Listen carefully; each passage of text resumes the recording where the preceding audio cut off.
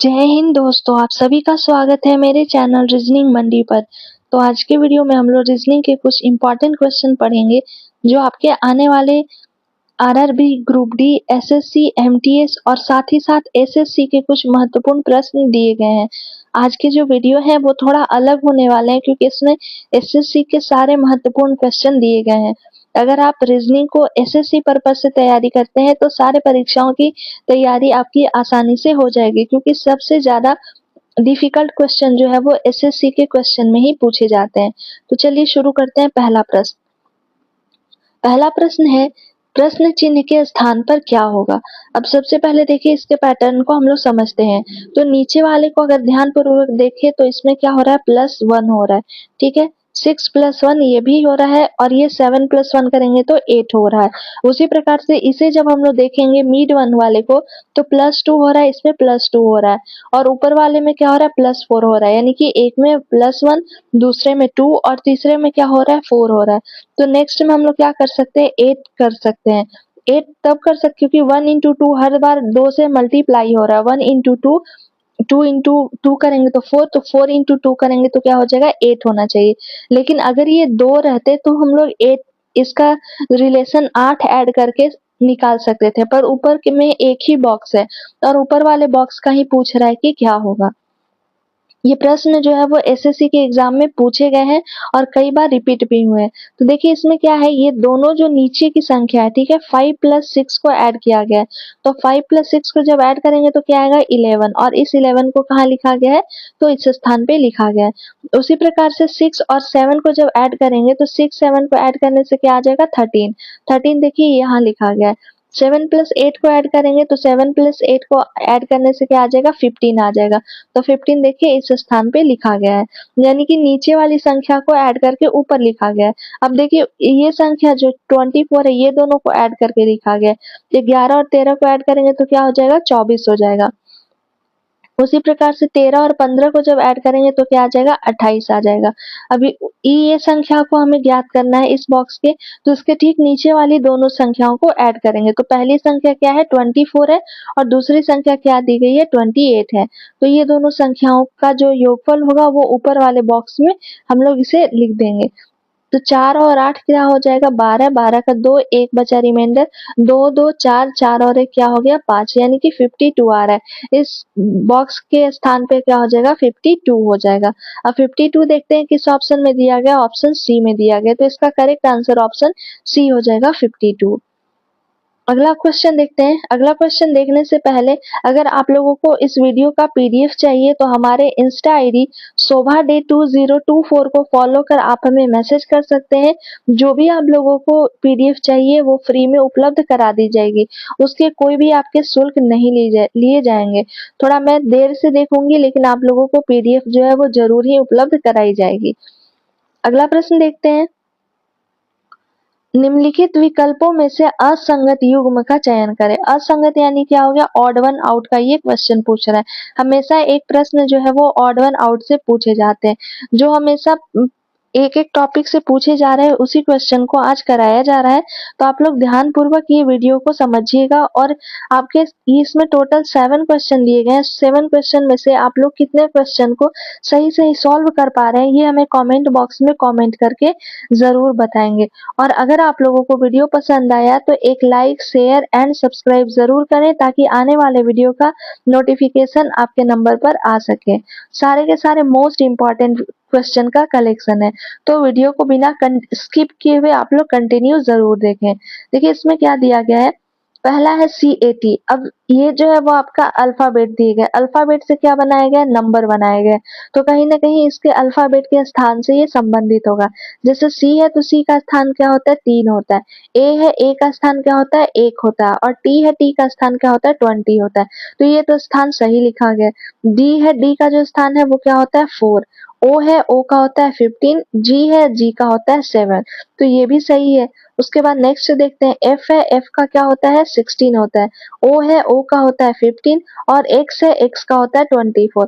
तो ये तीनों सही है। तो ऑब्वियसली ये काऊ जो है वो गलत लिखा हुआ होगा, लेकिन चलिए इसे एक बार चेक कर लेते हैं। सी है, सी का 3 होता है तो 3 लिखा गया।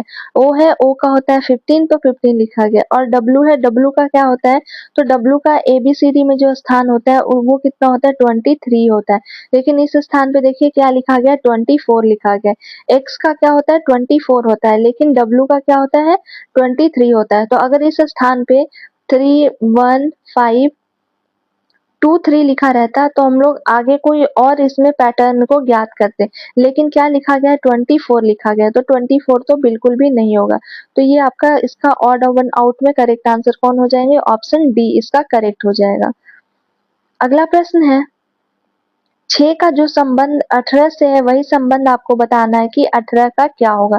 तो सबसे पहले देखिए कि 6 का अगर 3 टाइम्स मल्टीप्लाई करेंगे तो क्या आ जाएगा, 18। तो उसी प्रकार से 18 को 3 टाइम्स मल्टीप्लाई करके लिख सकते हैं। लेकिन जब 18 को 3 टाइम्स मल्टीप्लाई करेंगे तो क्या आ जाएगा, 54 आएगा। लेकिन कहीं भी आपका ऑप्शन में देखिए 54 नहीं दिया गया है। और इसका पैटर्न को देख सकते हैं क्या हो सकता है, तो +12 अगर मल्टीप्लाई वाला नहीं हुआ तो +12 करेंगे तो क्या आ जाएगा, 18 हो जाएगा। अब इसमें +12 करेंगे तो कितना आएगा, 30 आएगा। लेकिन 30 भी हमारे ऑप्शन में कहीं भी नहीं दिए गए हैं। अब नेक्स्ट पैटर्न को देखते हैं कि क्या और क्या हो सकता है। ये सारे पैटर्न बताने का पर्पस यही होता है कि सारे जितने भी संभवतः पैटर्न होते हैं वो सारे आपके दिमाग में हो सके, ताकि कोई ना कोई रूल को अप्लाई कर आप एग्जाम में आसानी से सॉल्व कर सके। अब देखिए इसमें क्या है, 6 का स्क्वायर करेंगे तो 6 का स्क्वायर करने से संख्याएं जो प्राप्त होंगी वो क्या होंगी, 36 होंगी। अब 36 दो नंबर से मिलकर बना है, पहला 3 और दूसरा 6। अब इसके आपस की संख्याओं को मल्टीप्लाई करेंगे तो क्या हो जाएगा, 3 इंटू क्या कर देंगे, 6 कर देंगे। तो 3 इंटू 6 करने से कितना आ जाएगा, 3 इंटू 6 करेंगे तो वो आ जाएगा 18। ठीक है, इस स्थान पे क्या आ जाएगा, 18 आ जाएगा। 3 इंटू 6 तो देखिए 18 दिया गया। अब सेम इसमें भी हम लोग क्या करेंगे, तो 18 का स्क्वायर करेंगे। 18 का स्क्वायर करने से क्या आ जाएगा, तो 18 का स्क्वायर होता है 324। एक बार इसे मल्टीप्लाई करके भी हम लोग देख लेते हैं। 18 इंटू क्या करेंगे, 18 करेंगे। अब 8 गुने 8 क्या हो जाएगा, 64, 4 144 हो गया, और ये 18 का 18 हो गया। 4 8 4 12 का 2, 1 1 2 1 3, देखिए 324 आ रहा है। ठीक है, अब 324 तीन संख्याओं से मिलकर बनी है, पहला 3, दूसरा 2 और तीसरा 4।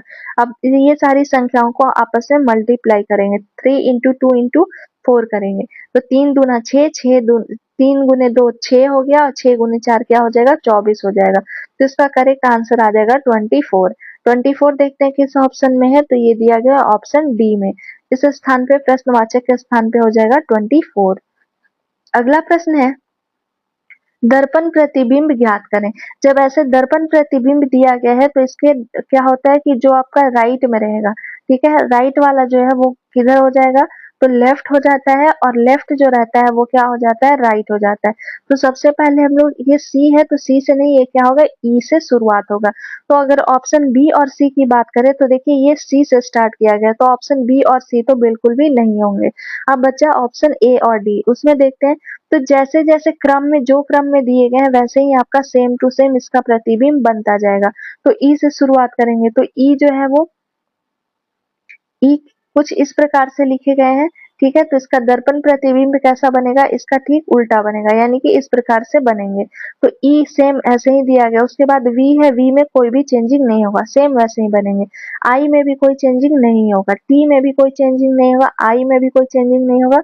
उसके बाद क्या है, एन है। ठीक है, आई के बाद एन है। लेकिन देखिए पहला ऑप्शन की अगर बात करें तो E V I T I, यहाँ तक तो ठीक दिया है, लेकिन उसके बाद इसको दे दिया है, जी को दे दिया गया, जबकि जी से पहले कौन आएंगे, एन आएगा।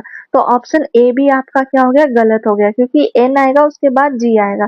तो बचा सिर्फ और सिर्फ ऑप्शन डी। तो इसका करेक्ट आंसर ऑप्शन डी हो जाएगा, जिसमें देखिए ई है, वी है, आई है, टी है, आई है, उसके बाद एन है। तो एन का भी दर्पण प्रतिबिंब कुछ इस प्रकार से बनेंगे।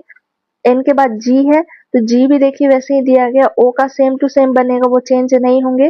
तो ओ दिया गया, उसके बाद सी है तो सी का दिया गया। तो इसका करेक्ट आंसर क्या हो जाएगा, ऑप्शन डी हो जाएगा, क्योंकि ऑप्शन ए जो है वो आपका आई के बाद जी दिया गया, इसलिए ये ऑप्शन नहीं हो सकता है। नेक्स्ट क्वेश्चन देखते हैं, 17 अप्रैल 2014 को सप्ताह का कौन सा दिन था? मोस्ट इम्पोर्टेंट क्वेश्चन है ये भी कैलेंडर का, क्योंकि कैलेंडर से हमेशा एक प्रश्न जो है वो एग्जाम में पूछे ही जाते हैं और कुछ इसी प्रकार के क्वेश्चन जो है वो हमेशा एग्जाम में पूछे जाते हैं। तो इससे पहले आप लोग ध्यान पूर्वक समझिएगा। इसके लिए कुछ कुछ इम्पोर्टेंट फैक्ट्स होते हैं जो आपको याद होना चाहिए। तो सबसे पहले क्या लिखा जाता है, तो जो ईयर दिए गए हैं, ठीक है, ईयर क्या है 2014 है। ठीक है, अब 2014 का हम लोग क्या करेंगे, लास्ट के 2 डिजिट को लिखते हैं। तो 14 के लास्ट डिजिट क्या हो गया, 14 है, तो इसे हम लोग 14 को लिख लेंगे। अब नेक्स्ट क्या करेंगे, नेक्स्ट हम लोग देखते हैं ये 2014 जो है वो लीप ईयर है या नहीं है। तो उसके लिए हमें क्या, तो लास्ट की ये 2 डिजिट जो है उसे डिवाइड करना पड़ता है। तो आपका 4 से हम लोग क्या करेंगे, तो आपका 14, ठीक है। अब ये कितने बार में, कितने लीप ईयर है वो है, तो 3 बार में लग जाएगा। इसका रिमाइंडर कितना बचा, 2। तो ये रिमाइंडर को हम लोग नहीं लिखते हैं, ठीक है, किसे लिखेंगे, तो ये जो 3 टाइम्स में लगा है उसे हम लोग लिखते हैं।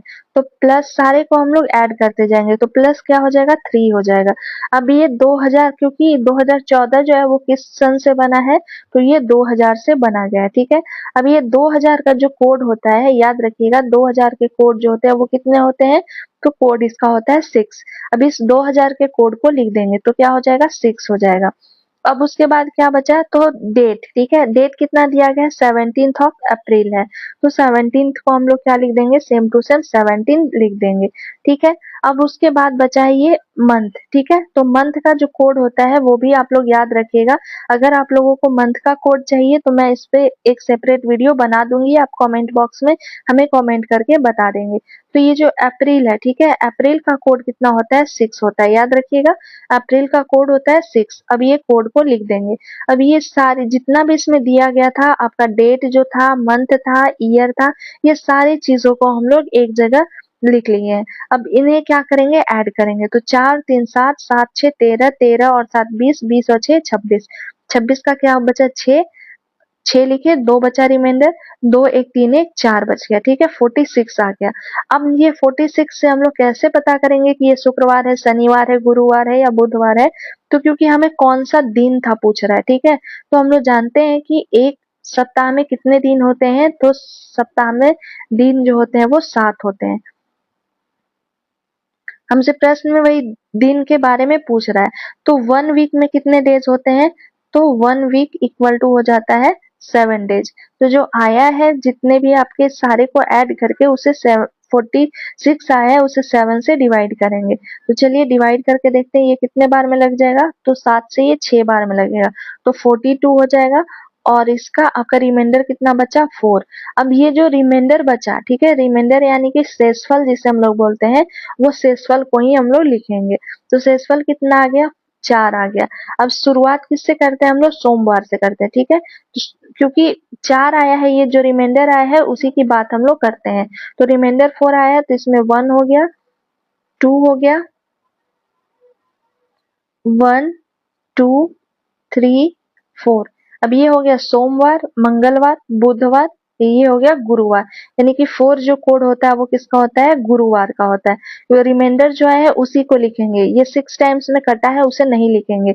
इस बात को आप लोग ध्यान पूर्वक समझिएगा, रिमाइंडर का ही हम लोग लिखते हैं। तो ये कौन सा हो गया, 1 हो गया सोमवार का, 2 हो गया मंगलवार, 3 हो गया बुधवार और 4 हो गया गुरुवार।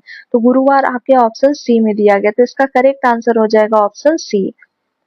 अगला प्रश्न है, नीचे दिए घन में A1 वाले फलक के विपरीत पर कौन सा अक्षर संख्या होगा। अब जैसे घन के रूप में दिए जाते हैं, तो जो बाहर के दिए गए हैं, ठीक है, जो बाहर के हैं वो बाहर वाले के अपोजिट होंगे। जैसे कि इधर से देखिए कौन है, I3 है, और इधर से बाहर कौन है, Z6 है। तो ये I3 का अपोजिट जो है वो क्या हो जाएगा, तो I3 का अपोजिट हो जाएगा Z6, या Z6 का अपोजिट क्या हो जाएगा, I3 हो जाएगा। अब ये दोनों का तो आपका खत्म हो गया। अब U5 है, तो U5 का अपोजिट क्या हो जाएगा, A1 हो जाएगा। अगर आप पीछे की वीडियो देखे होंगे तो ऐसे कई पैटर्न आपको बताए गए हैं, क्वेश्चन को सॉल्व कराए गए हैं कि पहला जो भी है उसमें से एक को छोड़कर दूसरा वो उसका अपोजिट हो जाएगा। तो U5 है, U5 का अपोजिट क्या हो जाएगा, A1 हो जाएगा। या हम कह सकते हैं कि A1 का अपोजिट क्या हो जाएगा, U5 हो जाएगा। अब बचा O4, तो O4 का अपोजिट क्या हो जाएगा, E2, क्योंकि एक छोड़ देंगे A1 को, तो A1 को छोड़ेंगे तो क्या बचेगा, E2 बचेगा। तो उसी प्रकार से O4 का अपोजिट क्या हो जाएगा, E2 हो जाएगा, या E2 का अपोजिट क्या हो जाएगा, O4 हो जाएगा। अब प्रश्न में देखिए किसके बारे में पूछ रहा है, A1 का अपोजिट पूछ रहा है, तो A1 का अपोजिट क्या है, U5 है, या U5 का अपोजिट A1 कर सकते हैं।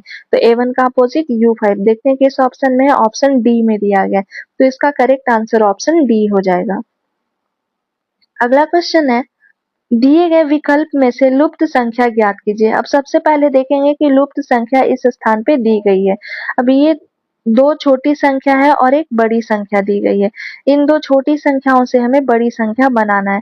तो ये 25 है, तो ये किसका स्क्वायर है, तो 5 का स्क्वायर दिया गया। उसी प्रकार से 81 है, 81 किसका स्क्वायर होता है, तो 9 का स्क्वायर होता है। और ये 121 है, 121 किसका स्क्वायर होता है, तो 11 का स्क्वायर होता है। तो अब संख्या, ये दोनों संख्याओं से हमें किसी तरीके से 5 लाना है, इससे हमें 9 लाना है और इससे हमें 11 लाना है। तो देखिए जब ये दोनों संख्याओं को ऐड करेंगे, ठीक है, 3 और 2 को, ये दोनों छोटी संख्या, तो क्या आ जाएगा, 5 आ जाएगा। तब 5 का स्क्वायर करेंगे तो क्या हो जाएगा, 25 हो जाएगा। इसमें भी देखिए ये दोनों संख्याओं को ऐड करते हैं, 9 और 2, तो 9 और 2 को ऐड करेंगे तो क्या हो जाएगा, 11 हो जाएगा, और 11 का स्क्वायर करेंगे तो 11 का स्क्वायर क्या हो जाएगा, 121 हो जाएगा। यानी पैटर्न क्या है कि दो छोटी संख्याओं को ऐड करके उसका स्क्वायर किया गया है। तो सेम इसमें भी करेंगे, 5 है, ठीक है। अब ये हमें मालूम करना था किसका स्क्वायर होता है, तो 9 का स्क्वायर करेंगे तो हो जाएगा आपका 81। तो जब 9 का स्क्वायर करेंगे, देखिए 5 है, प्लस है, और इस जगह पे x मान लेते हैं, और हमें क्या लाना है, तो 81 लाना है। तो 81 लाना है, यानी कि 9 का स्क्वायर करेंगे तो इस स्थान पे 9 को लाना है। तो ऑलरेडी 5 है, तो और कितना घट रहा है, 4 घट रहा है, क्योंकि 4 इसमें ऐड करेंगे तभी तो ये 9 बनेगा। तो इस स्थान पे क्या हो जाएगा, 4 हो जाएगा। 5 प्लस 4 करेंगे तो 9 हो जाएगा, फिर 9 का स्क्वायर करेंगे तो 81 हो जाएगा। 4 आपका ऑप्शन डी में दिया गया, इसका करेक्ट आंसर ऑप्शन डी हो जाएगा।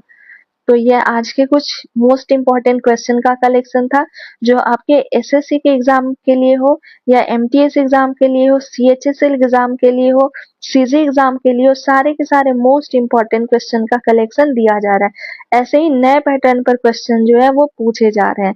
तो आई होप आपके आने वाले सभी प्रतियोगी परीक्षाओं के लिए ये क्वेश्चन मोस्ट इम्पोर्टेंट हो सके। तो ये कुछ इम्पोर्टेंट क्वेश्चन थे। अगर आप लोगों को वीडियो पसंद आया तो प्लीज एक लाइक, शेयर एंड सब्सक्राइब जरूर करें, ताकि आने वाले वीडियो का नोटिफिकेशन आपके नंबर पर आ सके। मिलते हैं जल्द नेक्स्ट वीडियो के साथ। Thank you for watching my video.